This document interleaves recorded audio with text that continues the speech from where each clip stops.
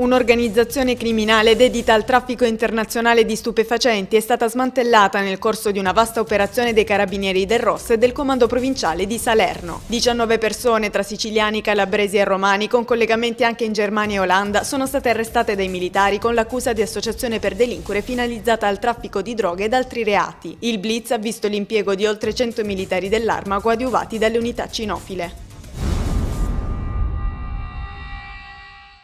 Un meccanico, Michele Schiavello, di 39 anni, ed il cognato, Francesco Calamonici, 32, sono stati arrestati dai Carabinieri a San Gregorio di Ippona per detenzione illegale di armi, munizioni e droga. Nell'officina gestita dai due, nel Vibonese, tra gli attrezzi ed alcuni pezzi di ricambio, i Carabinieri hanno trovato un fucile Kalashnikov, 100 proiettili ed oltre mezzo chilo di marijuana divisa in 8 buste.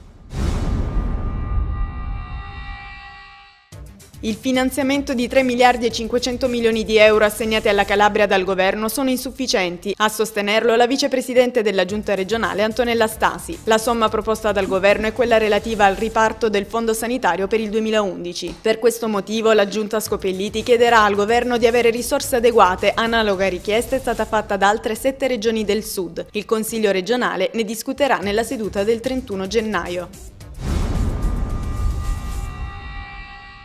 L'amministrazione comunale di Crotone punta ancora ad ottenere le zone franche urbane e per il 19 gennaio ha promosso in città un'apposita giornata di mobilitazione con una raccolta firme in Piazza della Resistenza ed una manifestazione presso la Casa della Cultura. Ad annunciarlo è l'assessore alle attività economiche e produttive stamani in un incontro con la stampa, che ha illustrato anche i benefici che il territorio otterrebbe con le ZFU.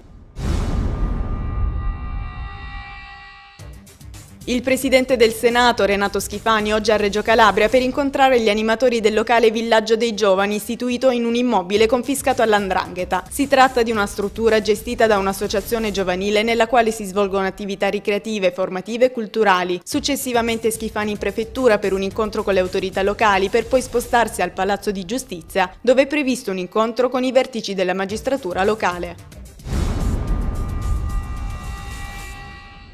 Il regime dei padroni da Berlusconi a Marchionne è il libro di Giorgio Cremaschi, leader della FIOM, presentato stamattina all'Università Mediterranea di Reggio Calabria. L'opera è di stretta attualità, visto che oggi è previsto l'esito del referendum dei lavoratori della Fiat di Mirafiori a Torino. Per Cremaschi, comunque vada il voto, i lavoratori non resteranno soli perché avranno la FIOM al loro fianco, dentro e fuori alla fabbrica, ribadendo che la FIOM non firmerà mai questo accordo e continuerà la lotta per rovesciarlo.